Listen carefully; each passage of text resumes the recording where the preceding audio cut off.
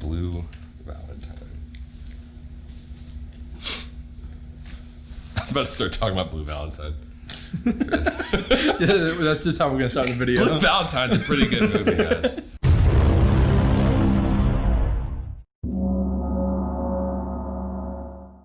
Hey guys, thank you so much for clicking on this video. We're gonna be going over our numbers 40 through 31 out of our top 100 movies of the decade list. If you are interested in watching our previous ones, we'll put links in the description below. And also, but if you just don't want to watch those because there is a few of them and you just want to keep going from here, we will put our lists in the description below as well. And here's just a list of our disclaimers before we start. For my honorable mention, I'm gonna go with Blue Valentine, which is a terribly heartbreaking movie. I thought you were gonna say terrible. terrible movie.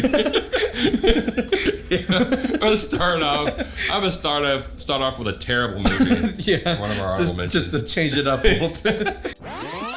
Which is a terribly heartbreaking movie because it's a movie that goes back and forth in time between whenever this couple was younger and now that they're older and married and have a kid. Whenever they're younger, they were like a perfect couple. They're a great couple. Some sad things happened, but it seemed like they're gonna be this great and amazing couple. But it jumps forward, and you see how their marriage is just broken apart because of the husband's his immaturity, his past has broken him, and these things have made him a broken man and also just a bad husband and father in general. For my honorable mention for this video, I have Dr. Sleep.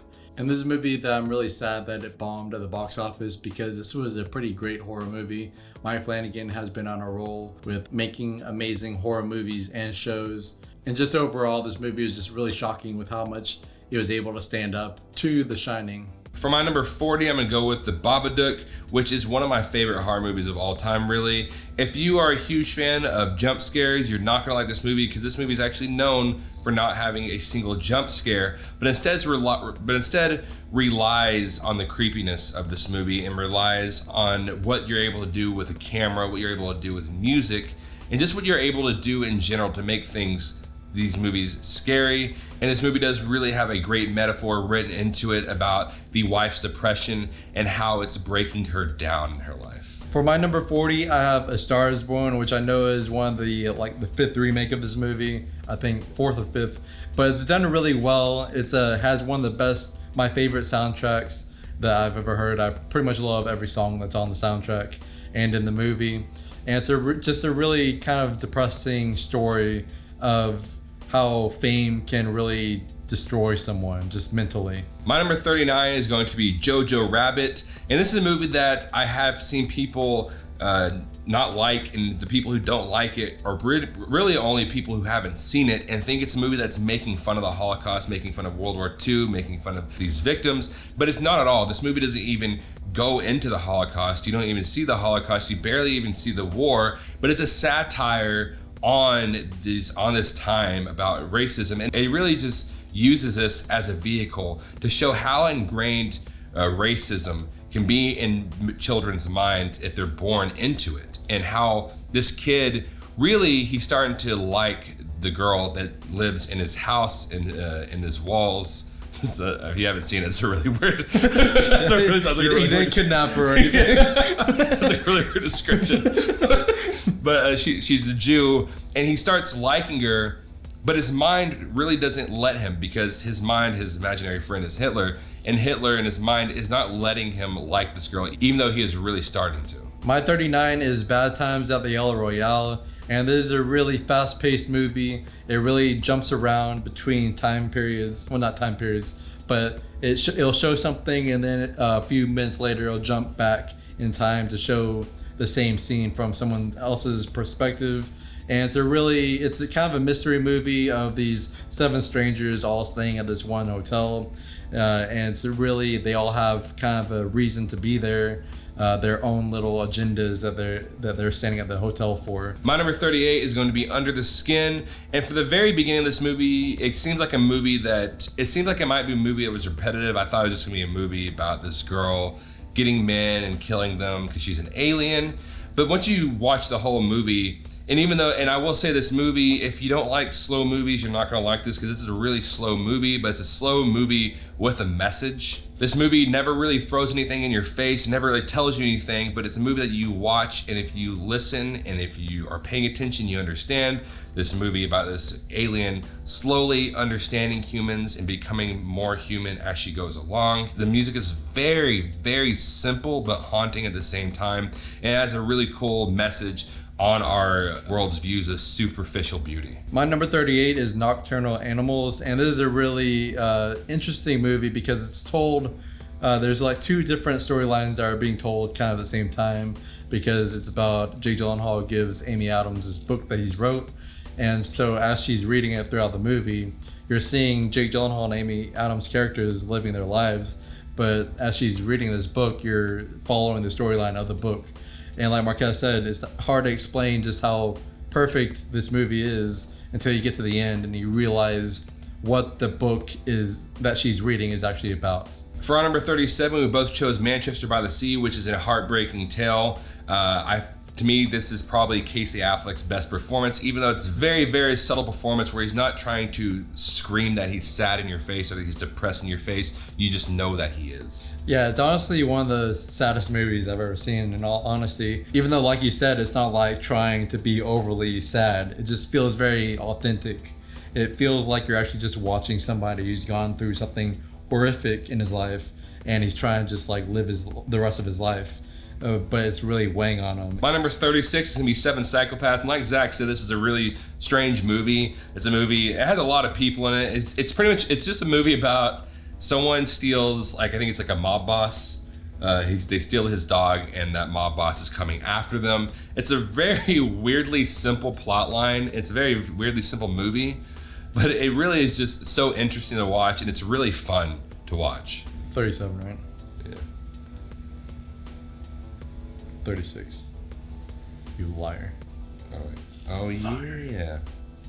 I'm gonna chop your head off like the governor. My 36 is Joker, and this is honestly Joaquin Phoenix's best performance that I've seen. Just overall, this movie, after watching it, it was one of those movies, just it hit me harder than I was expecting going into it, just how scary Joaquin Phoenix is in this movie as this mentally unhinged person just spiraling into madness. For my number 35, I'm going to go with Toy Story 4, and this is a movie that I was actually really scared of going into because I thought, well, Toy Story 3 had such a perfect ending, and this is pretty much what a lot of people were thinking.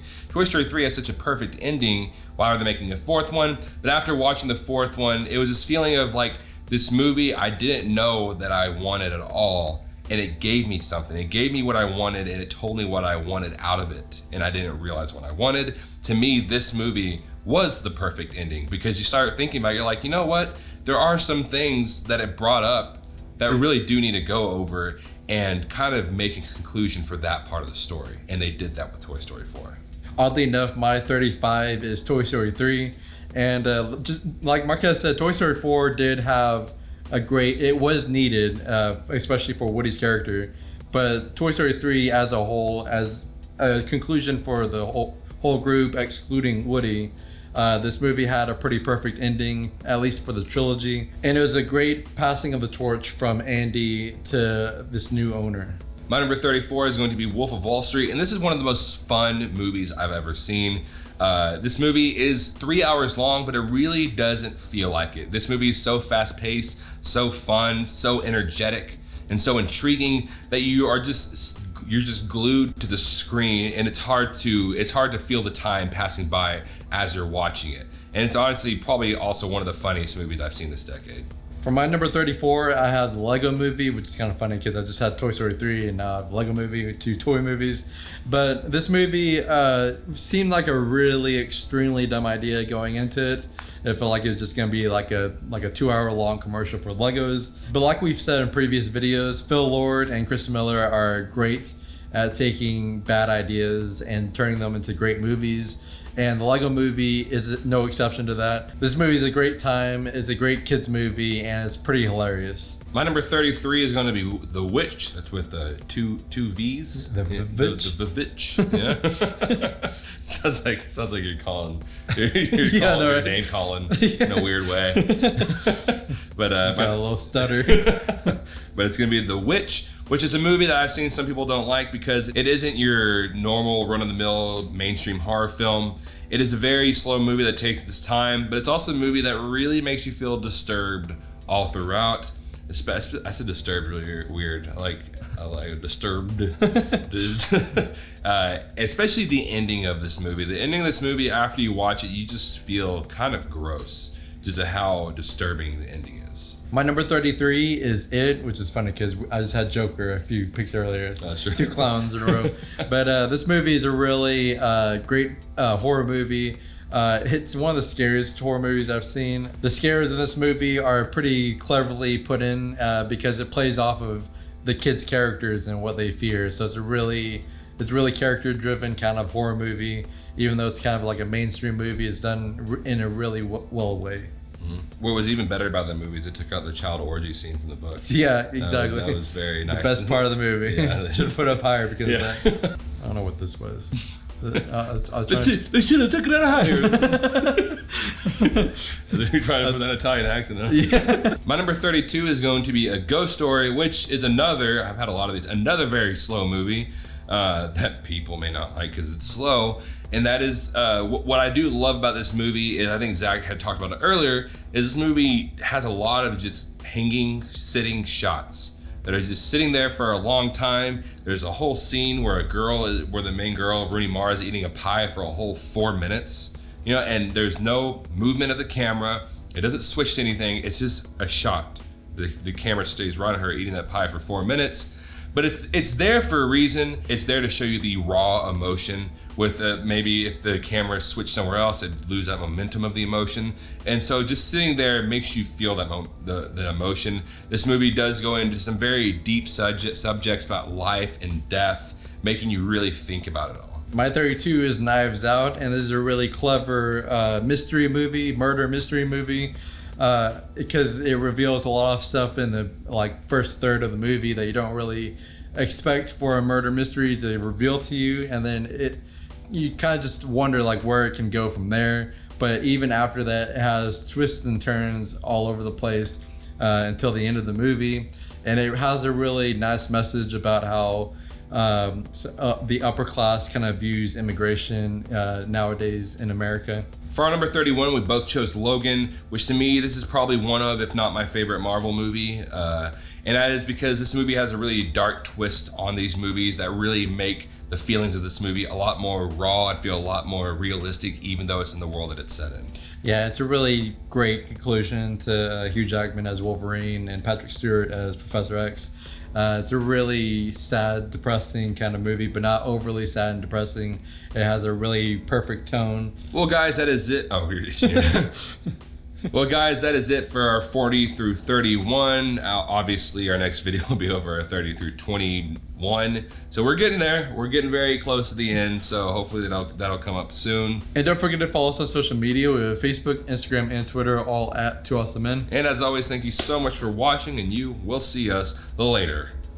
I said later. I don't know what I said later. It always sounds like you say washing. Thank you for washing, which I guess nowadays with coronavirus is probably a good thing to say.